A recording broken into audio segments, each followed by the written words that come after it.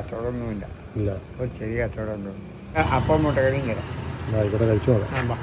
നമ്മളിപ്പോൾ ഉള്ളത് ആരക്കുഴ എന്ന് പറയുന്ന സ്ഥലത്ത് സുഖുചേട്ടൻ്റെ ചായക്കടയിലാണ്. ഒരു 70-80 വർഷത്തോളം പഴക്കമുള്ളൊരു കടയാണ്. ചേട്ടൻ തന്നെ നടന്ന കടയാണ്.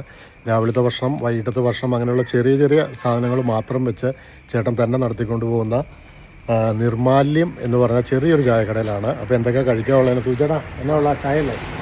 അപ്പോൾ ചേട്ടൻ ചായ തരാമെന്ന് പറഞ്ഞു, പത്തിരി തരാമെന്ന് പറഞ്ഞു. അപ്പോൾ നമുക്ക് നോക്കാം എങ്ങനെയുണ്ട് സൂചിച്ചേട്ടൻ്റെ ചായയും പത്തിരിയും അങ്ങനെയുള്ള കാര്യങ്ങൾ നോക്കാം. അപ്പോൾ സൂചിച്ചേട്ടൻ്റെ ചായക്കടയാണിത്. ഇതാരായിരുന്നു? ഇത് നമ്മുടെ അനിയനാണ്. മരിച്ചുപോയി. ഇവിടെ ഇപ്പം രണ്ടുപേരും നിലവിൽ മരിച്ചുപോയി. എൻ്റെ ഭാര്യയും മരിച്ചുപോയി, ഒരു കാരണം മരിച്ചുപോയി. അവർ രണ്ടുപേരാണ് ഇന്നത്തെ മെയിൻ നോക്കും. ചേട്ടൻ തന്നെയാണ് കട നടത്തുന്നത്? ഇപ്പം ഞാൻ തന്നെ ഉള്ളൂ. അതുകൊണ്ട് ചെറിയൊരു ബിസിനസ്സുമായിട്ട് ഇങ്ങനെ ആളുകൾക്ക് വന്ന് വർത്താനം പറഞ്ഞു പോകാൻ വേണ്ടി നേരം പോക്ക്. താമസം എവിടെ? താമസം തൊട്ട് പറയും. ഈ ഒരു ചായ എടുത്ത് തരാം. ആ, ചെറിയടി എന്നാ ഉള്ളത്? ചെറിയ ഇപ്പം 10 ഉള്ളൂ. ഒരു പത്തിരി എന്താ? ശരിക്കും അപ്പോൾ എന്തായാലും സൂചിച്ചേട്ടൻ ചായ എടുത്ത് തരാമെന്ന് പറഞ്ഞു. ചായയും പത്തിരിയും കഴിച്ചു നോക്കാം.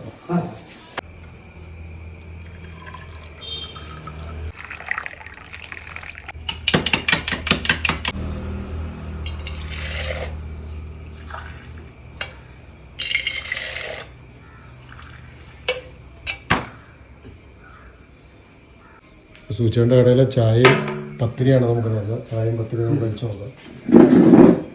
ചെറിയ പരിപാടി മാത്രമേ ഉള്ളൂ. എന്നെ പറ്റുന്ന പണി മാത്രം. രാവിലെ 4 മണിക്ക് കൊടുക്കും. 4 മണിക്ക് ആൾക്കാരുണ്ടാവും ചായ കുടിക്കാൻ? ആ, രാവിലെ ചായ കുടിക്കാറുണ്ട്. ഒരു ചെറിയ പണി മാത്രം.